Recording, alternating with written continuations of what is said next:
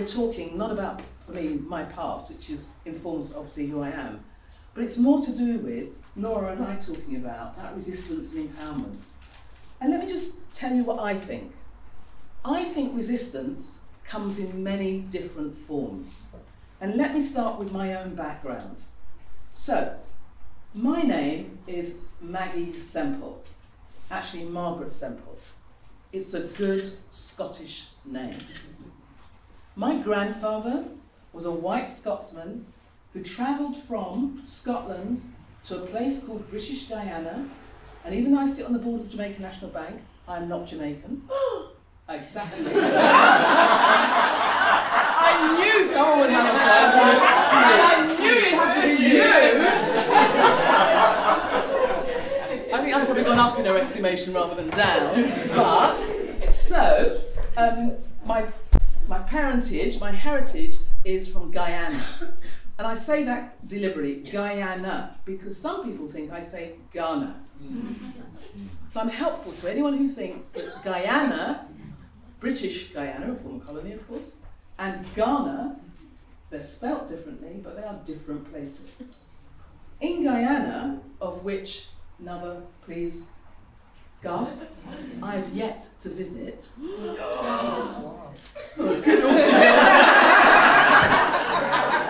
Stop it now. I will do one day. I still have more to do in life, and that is one. But let me tell you about my name. And we talked earlier about names. Margaret means a pearl. And my parents viewed me as a pearl. I became a pearl. Rare, actually quite tough, withstand all sorts of things, but there's something you cannot take away from me, which is my spirit. Doesn't matter who you are, what you do to me, apart from kill me, but even if you killed me, my spirit would still go on. Margaret Semple, a good Scottish name. My grandfather married a native woman of British Guyana. In Guyana, we're very, very mixed. I have family who look, in this case, Chinese. I have family who are Indian, indigenous, very mixed communities. That's fine. So they had a son, my father, Robert Henry Semple, a good Scottish name.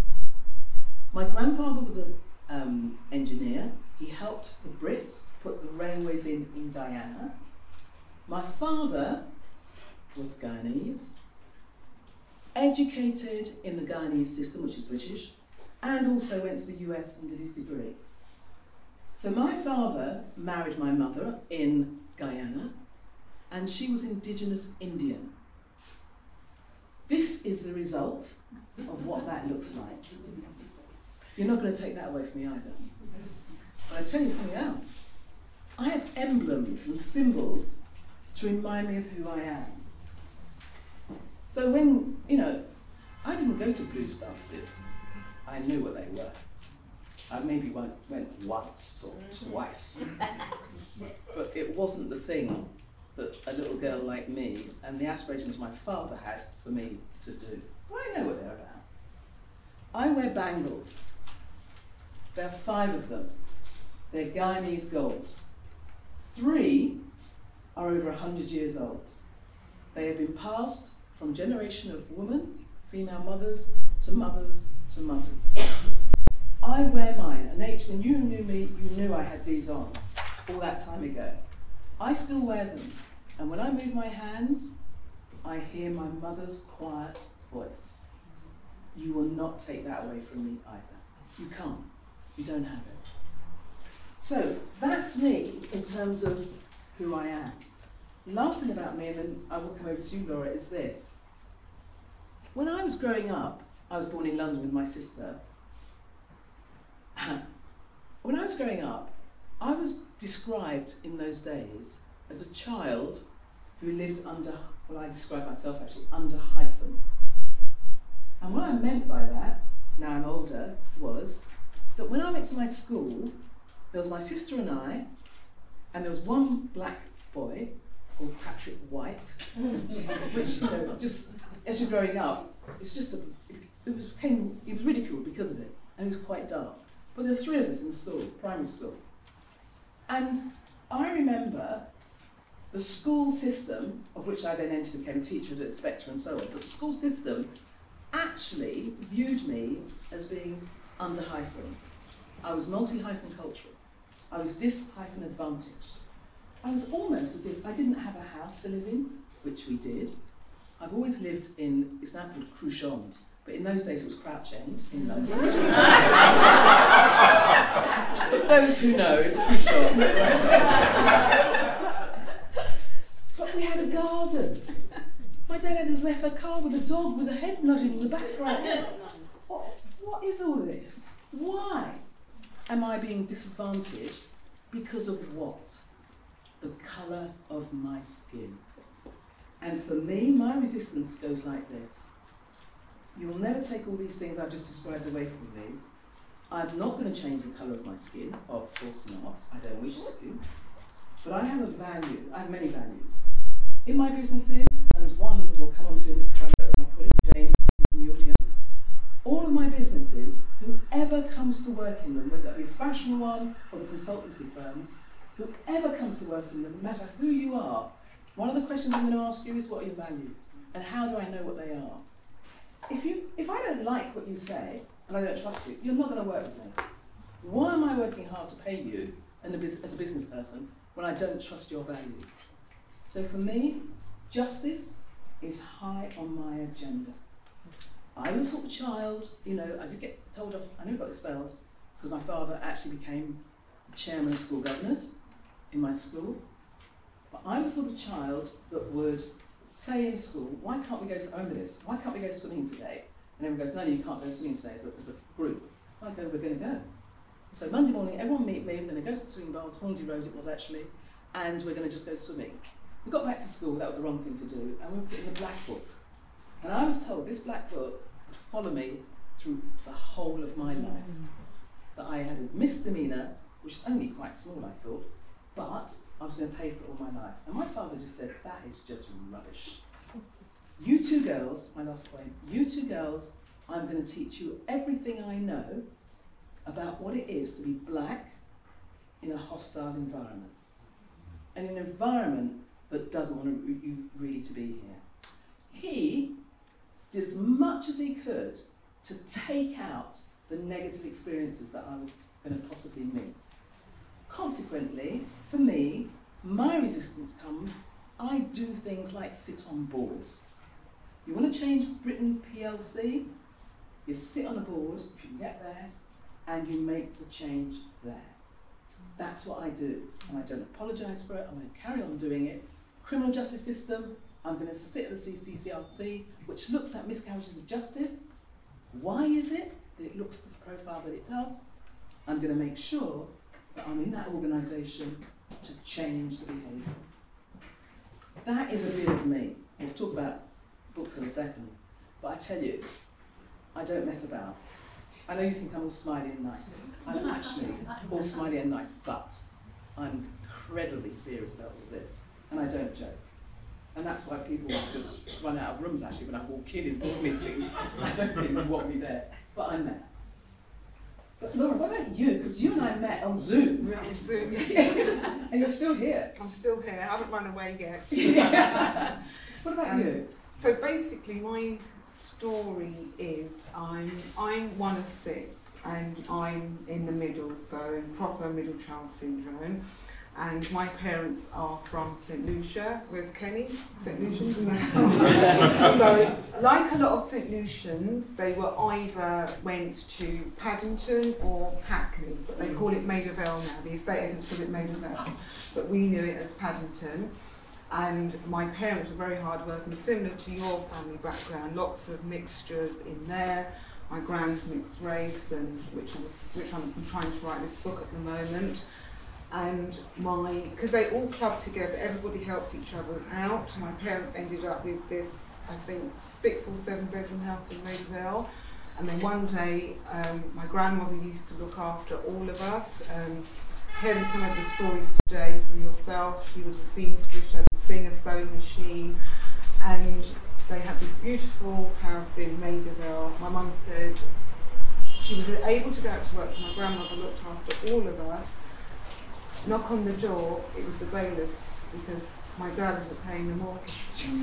He was out gambling, going to Shabin's probably, and things like that. So we ended up moving from Paddington to Notting Hill, Latmore, literally opposite Grenfell. I know somebody mentioned Grenfell earlier. So we lived there, and every Sunday my gran used to come and visit us in Notting Hill, and on a Saturday she would go to the world famous Portman Road Market, and she would bring us treats and sweets and things, and she would be loaded down. And when I was a lot older, when she was 101, we went back to St. I used to go back literally every year with my boys. She was holding court with her family and friends and saying, "This is my Laura, she's my granddaughter when she was little, and I used to leave Paddington on a Sunday and bring them goodies. I'd be the only one at the window getting super excited saying, 'Mama's coming, Mama's coming.'" And when she told that story, I had tears rolling down my eyes because I didn't remember that, because she was part of the Windrush generation who did go back. She actually went back with my grandfather in the 70s. And I was a very quiet child. I was very shy. My mum always says, "Look at you now."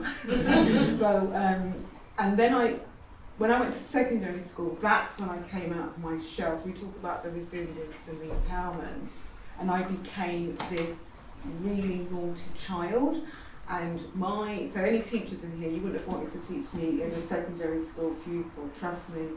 The rest of my siblings are super academic. You know, one of my brothers was in the Gifted Children's Society, so when my mum used to go to parents' evening, they'll be like, "Catherine is so intelligent, she's so bright, but Laura, what can we say about Laura?" And it's because years later I found out that I'm dyslexic, just super dyslexic. You can probably hear it. I mispronounce words, my spelling, my grammar. But we dyslexics, we have special talents. We're imaginative, super creative, problem solving, etc. Which led me on, I think, to my grandmother when she did pass away. All of the stories that she's told when I was little, and I thought, well, you know, I am an ex-educated teacher. Maybe there's a story here. And that's when I came up with Jojo and Gran Gran, the books and the TV show, and talking about names. Josephine is my middle name, hence Jojo. And my mum named me Laura because she said it was a black and white matinee film she was watching on a Sunday, and the lead character was Laura, so she said if it's a girl this time I'll call her Laura. So that was that. And picking up, I think it was Levi, is he still here? Levi's still here. When you were saying earlier about the dumplings, the sweet potato, that was right. And my son, which wasn't, my youngest boy is 24, he was in primary school, so we're probably going, 16 years ago?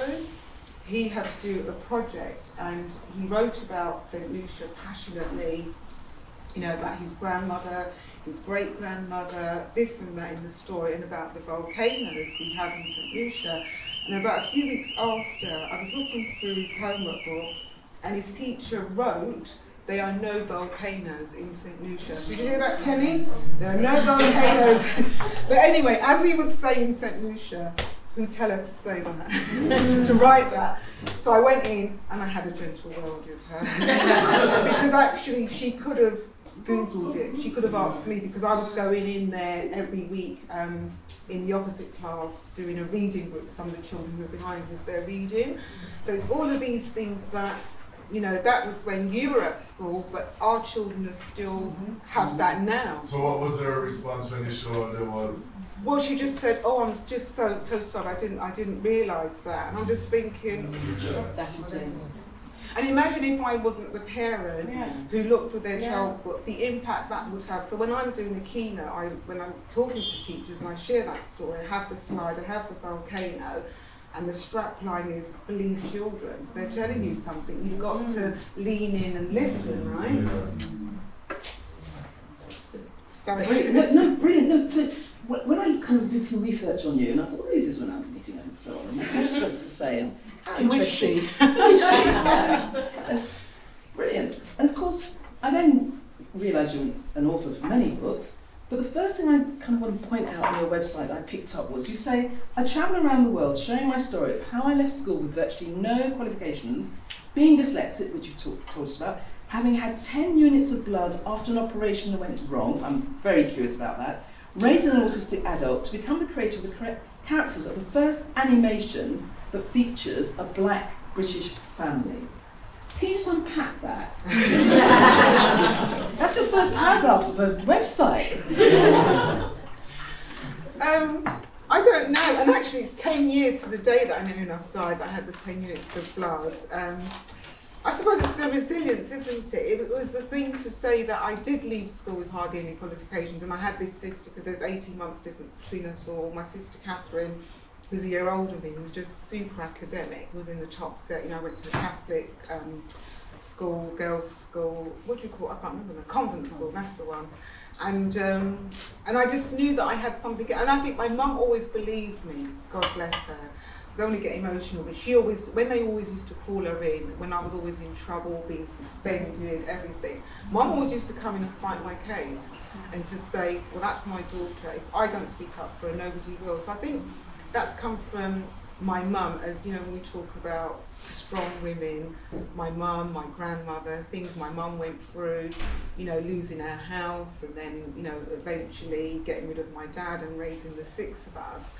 So, she, you know, my mum always had faith in me, I had faith in myself, and sometimes it's about, you know, I have to keep on going with these obstacles, and having an autistic son. I think I can't remember who I was speaking to at the lunch break about my son who's autistic as an adult now, and still having to fight his case. Mm. So just being very, I would say, I would use the term tenacious. I'm quite tenacious about things, and I'm always one, I just ask, and it's either going to be a yes or a no, and that's how I get through life, being dyslexic. Yeah, you said something there about suspension, and I actually said I was never suspended from school. Can you just put your hands up if you were suspended from school? Is it just... No, don't be shy, put your hands up, let's have a look. Yeah, okay. Do you want to say why? I didn't go to school, so repeated truancy and bad behaviour. Okay. Okay, thank you. Kenny? Just troublesome. It couldn't have been troublesome, Kenny. Just troublesome. Yes. Katrina? I had too much back chat. Oh no. That's why you're a counsellor now, actually. Yeah. Okay.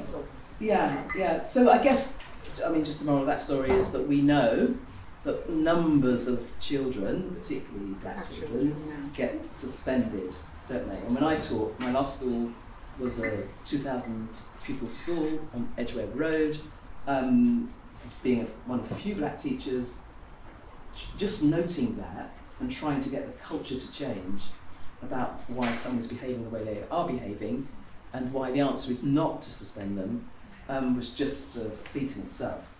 But it needed to be said over and over again. And, well, I'm not sure it's any better, to be honest, today.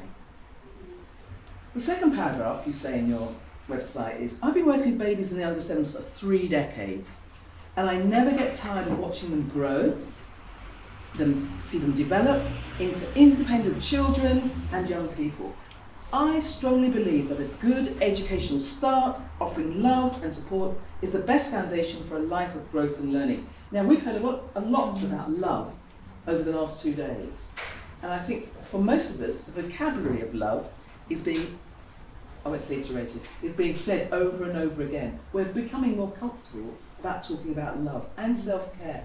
But when you wrote that, what were you getting to? What were you saying here? I don't want to sound like a cliche, but you know, it's the song lyrics, I believe the children of the future. So I think for me, it's always about any issues that are in society that have gone wrong, whether or not, I can't remember, I think she's left now. Joy was talking about the violence, etc. We know even within my area, there's been, you know, stabbings, young children murdering each other. A colleague of mine, his nephew died recently, and it was a 15-year-old that was charged, a 15-year-old. And I know from my work you know, the research work in child development and brain development, we have to start in the early years. Yes, we need to do that supportive work with the youngsters currently and in terms of parenting, but equally too, we must start between, I would say, conception right the way to 8. And that's where I believe, sounding very political, the government needs to invest in that area. And that's where we need to challenge everything, because, you know, the governments, they only have a short window of opportunity to make a difference, but it needs to be, I believe, a long-term investment within children in their early years, children who have suffered trauma, adverse childhood experiences. Anyone got any comments on that? Because I'm thinking, when I taught 11 to 18-year-olds on the Harrow Road in London, 2,000 kids on 3 sites. North Westminster School? Oh, yeah, it was actually. Are you talking about that school for your son? Oh, no, because we moved out, yeah. I know the school well, yeah. Well, just to say, the school was trying to do its best, but I'm just thinking again about black boys and black young people, really, how there was a real dominance of those communities, because that was the Notting Hill areas and so on, which is very vibrant and so on. But for me, it was about not having enough people that looked like me in authority positions to be able to say to young people, cut it out, or be like this. And I tell you what I used to do. It actually probably sounds, I never knocked children on the head, ever, and say, I would never put anyone in a basket, a bin. That's just not, it's inhumane. What I would say to our young population, you know what, tonight, I gave notice, we're going to go to the Royal Opera House. And they go, we don't want to go to the Royal Opera House. I said, you do. And you're coming with me and my team. So these kids would turn up with their hats around the wrong way just to be defiant, and they would sit with their headphones on in the Royal Opera House just to show me that they could be there, but be defiant. And I just let this music that they probably would not have heard live wash over them. And it was quite amazing how the caps came off, the headphones came out. I actually said to them, and I see these people, they're men and women now, they're only children, but I used to be called Evil Eye. And I could do a mean assembly. I used to stand up in assembly, 300 young people, and just look at Leroy, and just even look and say, Leroy, don't even go there. Whatever you're going to do next, don't do it. Because I know what you're thinking of doing, and so on. And what the young people seemed to like about me was I was fair. Absolutely fair in what I thought and what we did. Going to the Royal Opera House, we also went to the Yarra Central Centre, of course, which is around the corner. We did a range of things. But I said to the Royal Opera House, you need these young people in your building too, because you need to educate yourself on what it is like to have a group of people that look very much not like the people on the stage, or indeed the main population of the audience. And I thought I was doing a great duty there. The people I see now, these adults, they just go, we'll never forget you. I go, why? They say, Miss Semple. No, call me Maggie. Never call you Maggie. Never will we call you Maggie. Because I was determined, again, why can't you, because of the colour of your skin, go to an environment that traditionally, and it's still having trouble, wouldn't welcome you? Why wouldn't you? And I thought as a teacher, my job was to actually, I would say make people go. It was all free, on a coach, no excuse. During school time, you come with me. So that thing about love, I mean, it comes in different forms, doesn't it? Absolutely, and what you've said, I've got a colleague called Dr. Jules Page, and she was at Sheffield, she's at Brighton now. Her research within early childhood is called professional love. And I think that's what you've just described there. It's that you are still professional, but you have that love woven in for the pupils who you work with on a day-to-day basis. Yeah. I was unafraid to say, those trainers, they are great, but not when we're going to X, Y, and Z. I was unafraid to say it. I was unafraid to actually have Shakespeare Day. I was unafraid to get actors to come in Shakespeare clothes, walking around with sonnets, saying, I was unafraid. My white colleagues just thought I was mad.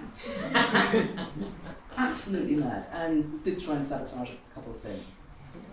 So that's kind of your story about your love of young people. So let's go to your books then. Because you, I mean, Jojo, you've already mentioned, Jojo and Gran Gran, a range of books. They visit the farm, they go to the beach, and they cook together, back to this eating thing. But the book that and you might want to talk about that, but the book I really want to kind of look at is your My Skin, Your Skin. Let's talk about race, racism, and empowerment. Yeah, absolutely.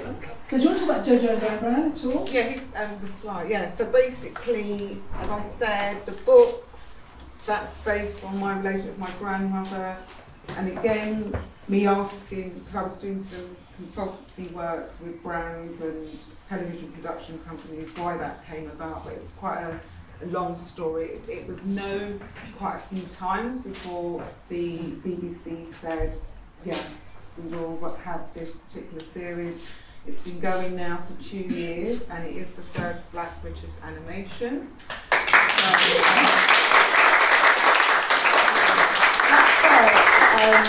We didn't do it to make it the first Black, but it was only, I think, when we were leading up to it, somebody mentioned that that was the case. Now it's gone global, it's in America, Canada, different countries in Africa, Europe. And so I get quite emotional about it, because I just think my gran, so I can't that's the dyslexia, my gran would be just so super proud. And for me, yeah, it's just a lovely, you know, obviously I'm biased, it's a lovely show about a little girl and her grandmother. So I'm super delighted. And that's when I was working with the producers and production company, we went around Paddington, Maida Vale, where I used to live, Paddington Rec, and I was saying about the internal bit of the house, how it should look like. And then when Michael was talking about the front room with the photographs and about why that's important, I sent Joe a quick WhatsApp, as you do with technology, and I said, when I go on to talk later, I want to reference that. And actually Michael's work, I was very fortunate on Tuesday to be invited to, you know, Jay Blaze with the repair shop, he's got a new show out called No Place Like Home. And Trevor Nelson, I don't know, you from Hackney, Kenny? Sorry? You from Hackney? No, Newham. Newham, so it's near there. So Trevor Nelson interviewed Jay Blades, and in this week's episode, Jay is talking to Michael about the front room. And in the Rio cinema that we were in Dalston, when the clip came up on the cinema, everybody, every black person, at that screening was just laughing and making comments, because that to us was so important. And then equally to, I think Trevor said about the shopping trolley, bringing the shopping trolley down to the market.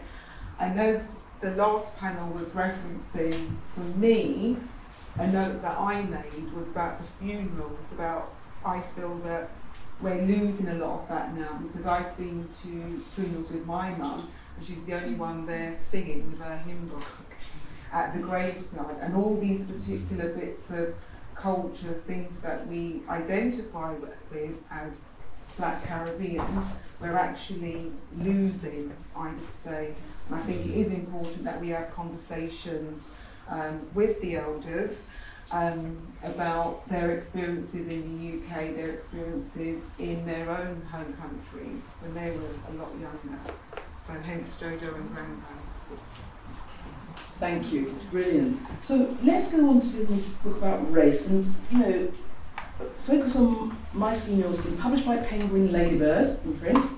And you give a definition of race in the book. You say the word race is just a way of grouping people together.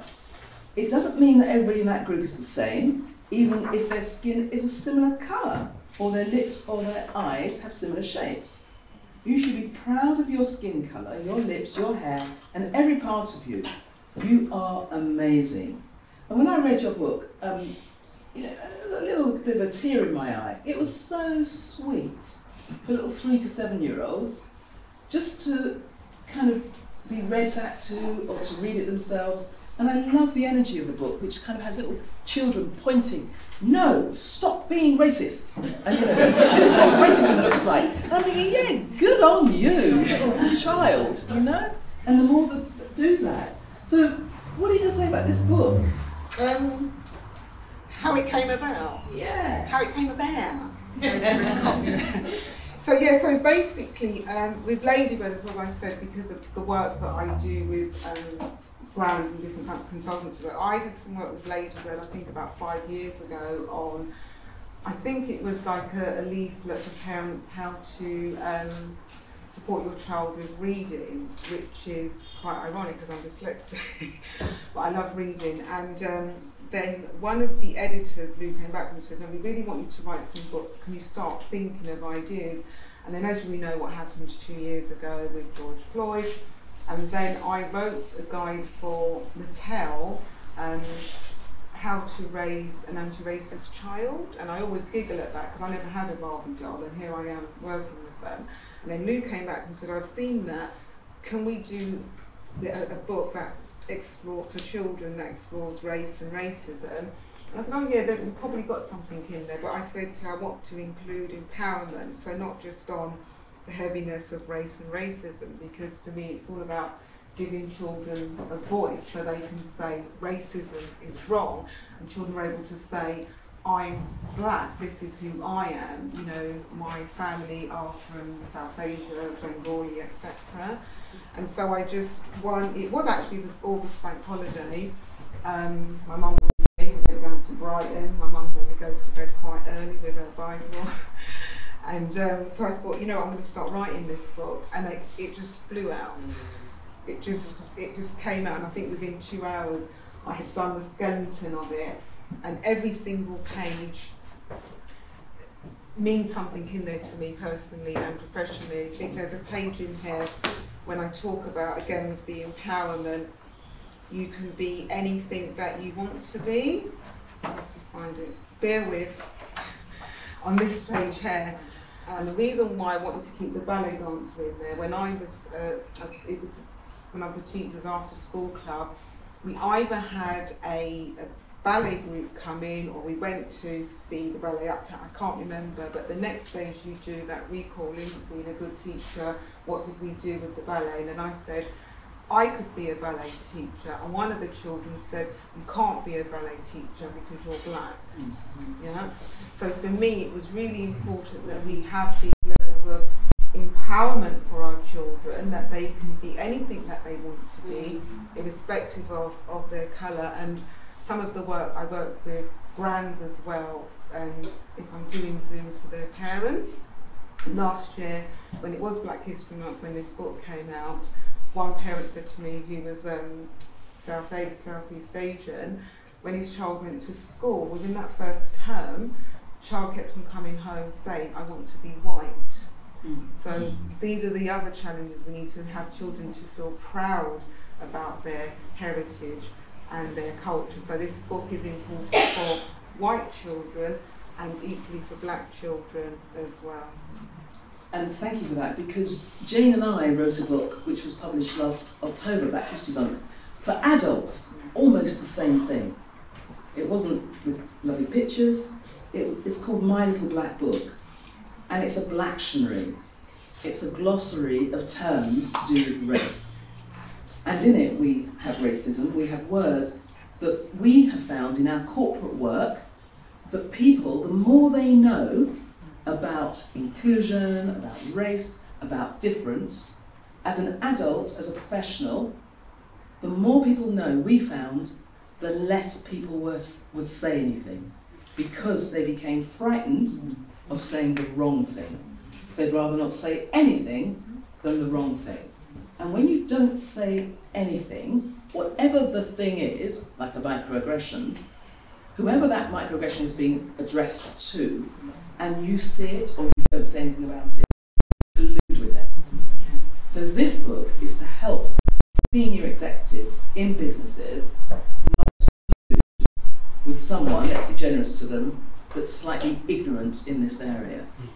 Some people are not so ignorant and just deny anything is to discuss. But this book, My Little Black Book, we published, Jane, and Kenny has done a little bit at the back for us. You say, Kenny, it's a really well-written book. I think we should go and buy the book. But anyway, so that's what we've got there. We can leave it if you just have a look at it in terms of interpretations and kind of stuff like that. Absolutely. Jane, I don't know if you want to add anything to this, the process of it. Oh, it was fun. Mm-hmm. Wasn't it? We had an idea, and Maggie and I, that's how we set up the business, an idea over coffee, as you do. Follow your heart, follow your passion. We then, 6 months later, said, it was Maggie's idea, we should write a book. I'm like, what's the book? We should just write a book. 6 weeks later, I was like, what about this type of book? She was like, let's do it. And 6 months of spending Saturdays together, and we would do between 4 and 6 hours. And we did a lot of research ourselves, challenged ourselves in terms of our understanding of each word, because we have completely different backgrounds and completely different lived experiences, which meant that we could have 2 different lenses looking at the same thing. So it really gave a very holistic approach. Yeah, we self-published, and the rest is history. And I would just say, if you have a dream, trust in yourself, follow it, because before you know it, it'll be published. And we are literally taking the corporate world by storm. Absolute storm. Yeah. Pain alas. So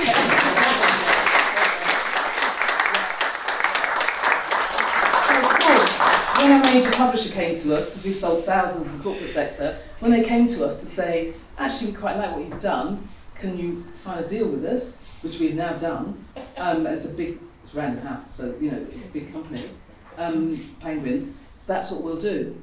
So I think, Jane, your message is right. If any of you, and you all have it, a dream, many dreams, follow them, do them. We describe this book, creating it very quickly. Others of you have produced your books, and that's been 5, 8 years of PhD kind of research. Completely understand. But there's a book, I think, in everyone, to be honest. Everyone can tell a story, everyone can write something.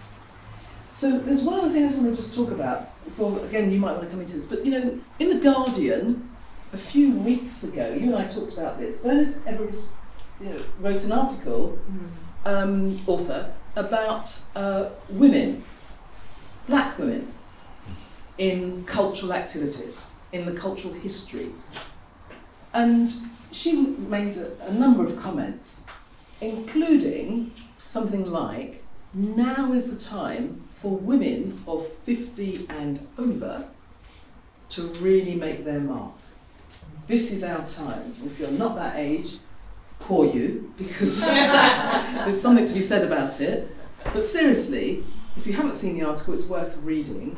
And she lists all these various female artists, black, who identify as black, I should say, and Asian, who have now become in the limelight.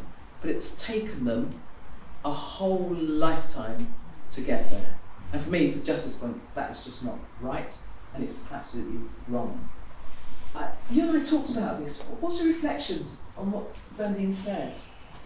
Yeah, I thought that the article, I thought, power to her for giving all these women their flowers, which were overdue. But I think actually, sometimes for me, because I'm in my 50s now, I'm 54 in a few weeks' time, I'll give you my address for a card. I think my time was now to do that in terms of the TV shows. In my lived experience now serves me well. So I think for some people, they're able to peak, write their book, write their story in their teens, 20s. I don't think it's the age, but I think for other people, Jay Lacey, even he was saying that for him having his time now in his 50s, it's the right time. The elders will always say, if it's for you, it's not going to pass you by. And so it's about, I do believe that, and I actually echo what you say, is that everybody has a talent, everybody has a skill, and it's just about tapping in to your talent. That's why I mentor a lot of young people, because I say the same things to them. Some of us are going to be authors, some of us are going to be brilliant chefs, but it's about recognising and digging deep to share with the world whatever your talent is. Who would have known, me being dyslexic, that I would be an author, right? It's crackers. Maybe not. Yeah. Maybe not. She says, Bundine Everest in The Guardian, article 28th of April, the myth that if an artist hasn't broken onto the main stage, inverted commas, by the age of 50, they were past it. And that applied to women. And then she quotes all sorts of people, like, and the woman who's in a programme that I don't watch. That's not a very good start, is it? It's a Regency programme. Bridgerton. Anyway, those people in that programme say that as well. But the whole thing about women and our voice and how that's developing over time just needs to be changed, accelerated and so on. I think in the short is what she's saying, really, in that way. Exactly. Any comments from you, any thoughts before we... I just have one last thing to say. Anything else that's come to your mind? Or sorry, there's quite a few. Oh, okay. Sorry, please. No, just a comment really. Thank you for sharing this story, really compelling. Just wondered if you had any thoughts about how we can, as women, mature women, help to maybe support parents in terms of, both educational and you mentioned in terms of your personal journey, how we can support parents in terms of advocacy. That was one. Just in terms of sometimes parents are not as articulate and can represent their children, and also what your thoughts are on, in terms of resistance, your thoughts on the whole history of Saturday school movement and how that has really, supported the. Yeah, we haven't mentioned Saturday schools, have we? Because that's really part of the strong history and the narrative and so on. Yeah. And one last comment, just in terms of the reference to the ballet, I think that's really important. I'm currently on the board of the Portobello Dance School in your neck of the woods, and that's important work in the Grenfell, district, where this is a facility for young people who can learn ballet, and some who have gone on to run their school. Yeah. So it shows it's possible. Absolutely. I mean, that's what you've just said. Those three kind of thick comments are great examples of empowerment. How do you get parents to get involved, to be advocates? How do you ensure that your history of kind of people in the Saturday schools being part of that resistance movement? Thank you for those 3 points. Do you want to just comment on any of those? Yeah, I think with regards to the parents, I think what's happening now, we're seeing a shift, and I know there is a negative side to social media, but I think social media has been super positive in giving black women a voice. You've got my colleagues who do the online magazine called Black Ballads, and I interviewed me for a podcast recently, and I said that actually it has been, when we talk about parenting, how it's sometimes framed as being very white and middle class, which doesn't really suit us. So I think there are different black parenting organisations that are out there, and a lot of them are online, and many new parents are finding their way into them in terms of advocacy, find out what to say if they've got a child with a disability, etc. But I think it's still very grassroots, and for I think a lot of parents, they have to find their tribe and work with the same values, so to speak, but they are out there. What I always say, if there's anybody that I do, depending on what it is, I can signpost and say, I think it will be that particular organisation or that person that can support this family. Many thanks. And just on the Saturday schools, one of the first things I did, being actually quite a young teacher in this very large school, was to insist there was a Saturday school. For me, that's how I do it. I don't work in the Saturday school, but I actually make it possible for my school premises to be free to the Saturday school, in which then young people can come and start that movement of education in terms of who they are. I always remember, as a child, and why decolonising the curriculum is important, I always remember, as a kid on the phone, I always remember, I grew up in the whole education system in the UK, and I didn't have any references to anything to do with me and the colour of my skin, not at all. And the only thing I got in my secondary school, went to a girls' school, Mrs. O'Keefe she was called, my English teacher, she'd been on a course and she'd found out about Anansi.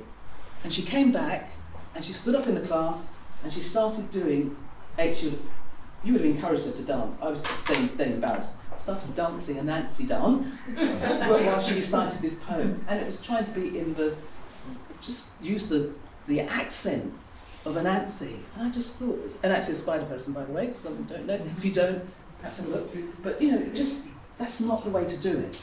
That's not the way to actually encourage people to find out more about people. Saturday schools definitely still have a place. Let's go to another question. Yeah, just a quick question. So I know that there was a study done quite a few years ago about, you know, when black children enter the education system, they come very often in advance of like other groups within the community because of the family structure, even from single parent households. So that myth that they're coming without generations it's kind of was blown out of the water by that study. But then once they and that's when the problems start. So my dad's musician moved to Finland a few years ago. Now Finland has got one of the best education systems in the world because they decided that they were going to throw everything out and start again.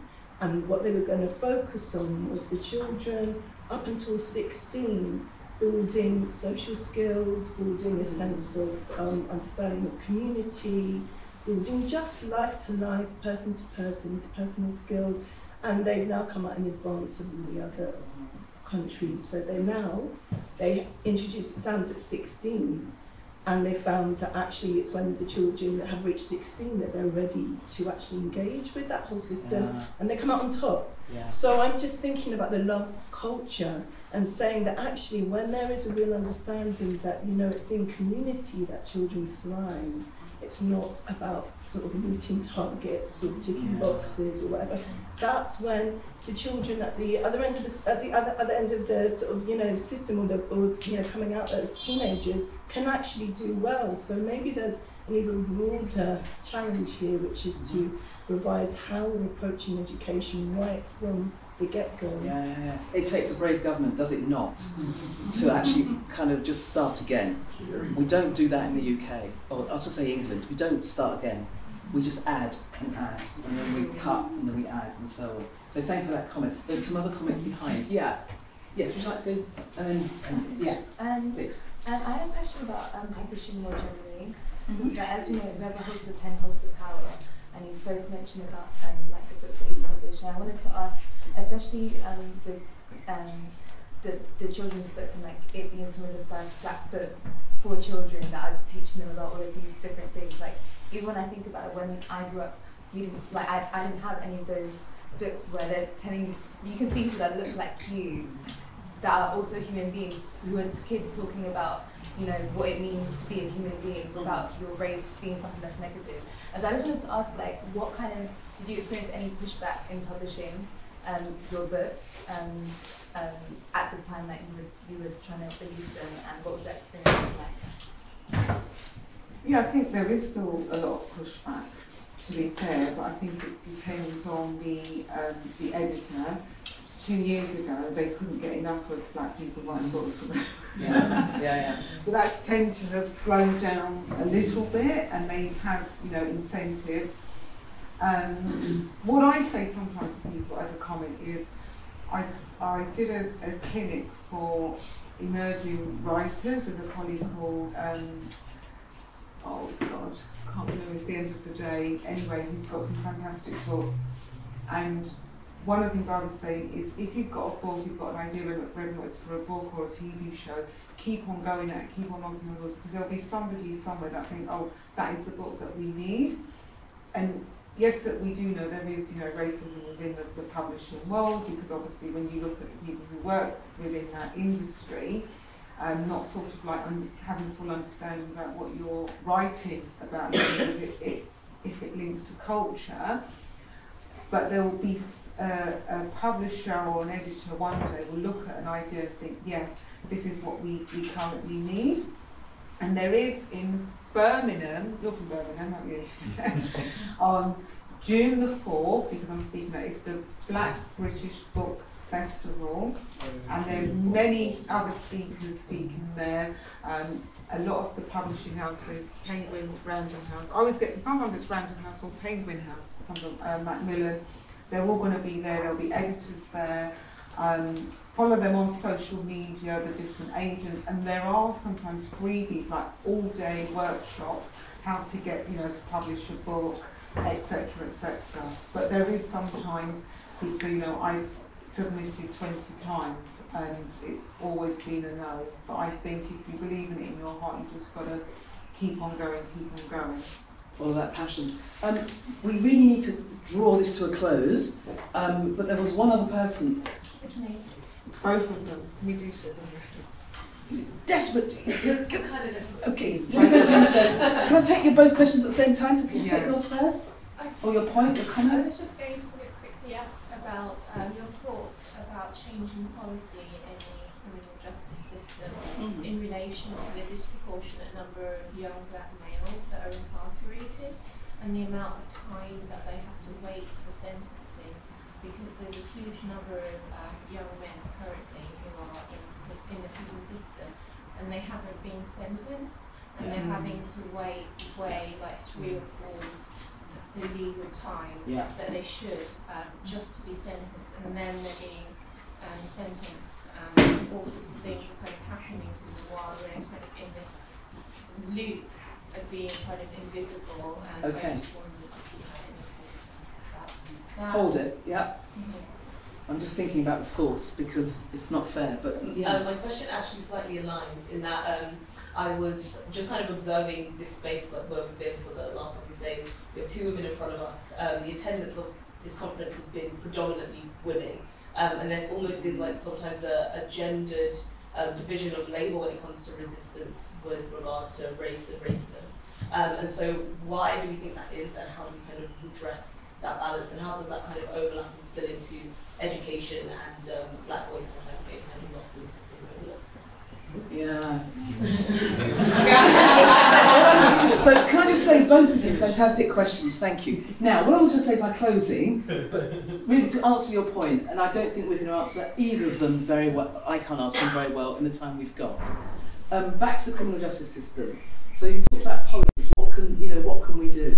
Well, I don't know what we can do, what we can do, other than I make sure that I'm in as many right rooms as I can be to actually influence how people think about what we're doing. I'm not a legislator. I was involved in legislation at one point. I'm not a legislator anymore. I look at policies, but that's what I would do. And that's what I think for us it's about. Our action has to be individually what can we do, and then collectively to know what we are all doing in that way. I can't say to you, honestly, that the system you described, which is not new, so it's been around for decades, is getting any better in any time soon. Unfortunately. Really. And that's half an answer, but that's what I feel. I feel quite passionate about it as well. So, it's just decriminalising our young men, basically, which literally comes to your point about, at this conference, you've noted, predominantly women, kind of, and what's that saying?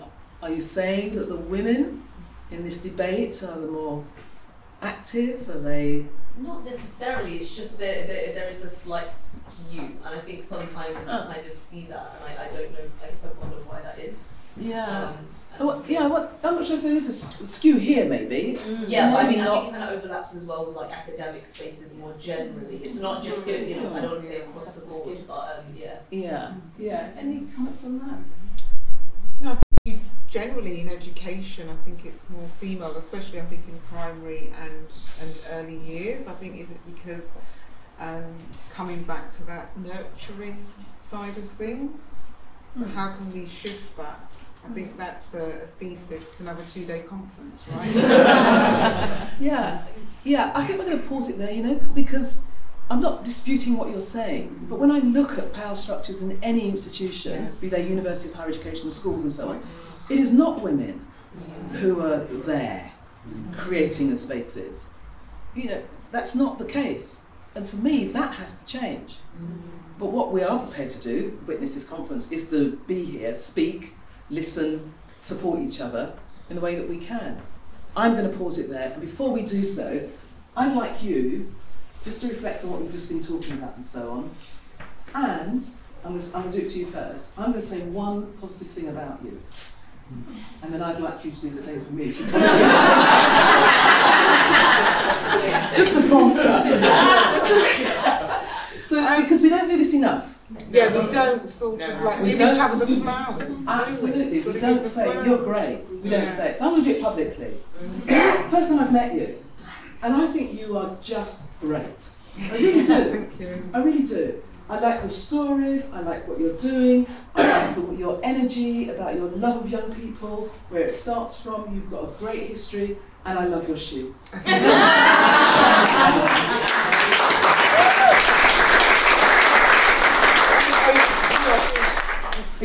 Okay, so I think Maggie, you're a phenomenal woman. That's what, as Maya Angelou would say, the poem is everything is you. I think Maya probably had you in mind. I think, again, I met you last week on Zoom and today, and hearing you speak now, your passion, I think your, I can't even speak, but just sort of like tenacious. You're very tenacious. I can see that you're very caring. You're very thoughtful. You're a change maker, and just what they would say, beautiful inside and out. And I think you're a listener. You lean in and you listen because you picked up on quite a lot of things that I've said, which shows that you're not just hearing me. You're listening with your heart and your mind. So thank you very much, because I'm sure you've influenced thousands of young people and people. So thank you for your contribution.